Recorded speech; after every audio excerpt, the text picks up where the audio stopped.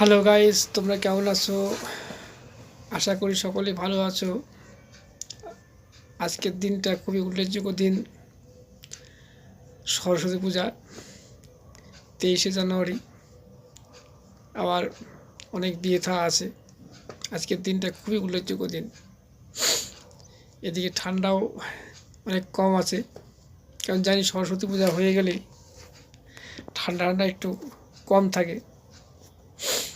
আবার অনেকে দুঃখ প্রকাশ করছো ঠান্ডা আস্তে আস্তে চলে যাচ্ছে। যাক, এটা কিছু মনে করলে হবে না, এটা নিয়ম মানতে হবে সবাইকে। তবে এই দিনে, এই সরস্বতী পূজার দিনে কিছু কিছু উল্লেখযোগ্য ঘটনা দেখতে পাচ্ছি টিভিতে, মোবাইলে, যে কিছু কিছু বিক্ষিপ্ত জায়গায় সরস্বতী পূজা ঠিকমতো হতে দেয়নি আমাদের পশ্চিমবাংলায়। বিশেষ করে একটা স্কুলে দেখলাম যে সরস্বতী পূজা স্কুলে হয়নি, স্কুলের বাইরে হচ্ছে। মমতার পুলিশ এটা হতে দেয়নি। মানে অ্যাকচুয়ালি মমতারই অর্ডার আছে, পুলিশের দোষ আমি দেবো না। কারণ ওরা সরকারি চাকরি করছে, ওদের কী দোষ?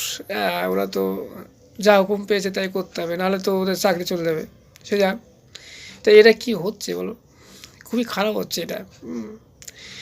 আমাদের পশ্চিমবাংলাটাকে এটা বাংলাদেশ বানিয়ে ফেলেছে। দেখো, বাংলাদেশে হতে পারে এই জিনিসগুলো, যে পূজা আশ্রা বাধা দেয়, করে হতে পারে। ওখানে মুসলিম সংখ্যা বেশি, এটা মুসলিম রাষ্ট্রই বলতে পারো। আর আমাদের তো এই পশ্চিমবাংলা বা ভারতবর্ষ তো মুসলিম রাষ্ট্র নয়, এটা তো হিন্দু রাজ্য, হিন্দুদের সংখ্যা বেশি। কিন্তু এসবগুলো কী হচ্ছে? এগুলোকে মানা যায় না। আগেও তো অনেক মুখ্যমন্ত্রী আমাদের দেশে এসছে, কিন্তু এরকম ধরনের জিনিসটা কখনো হয়নি, যে হিন্দুদের পূজাতে বাধা দেওয়া বা করা। দেখো, এই মমতা যা করছে খুবই খারাপ করছে। আমার তো মনে হয় ওনার মানে ব্রাহ্মণ কিনা এমন সন্দেহ হয়। আমার মনে হয় এটা সত্যি সন্দেহ হয়, উনি কি মুসলিম? আমার তো এটাই মনে হয়।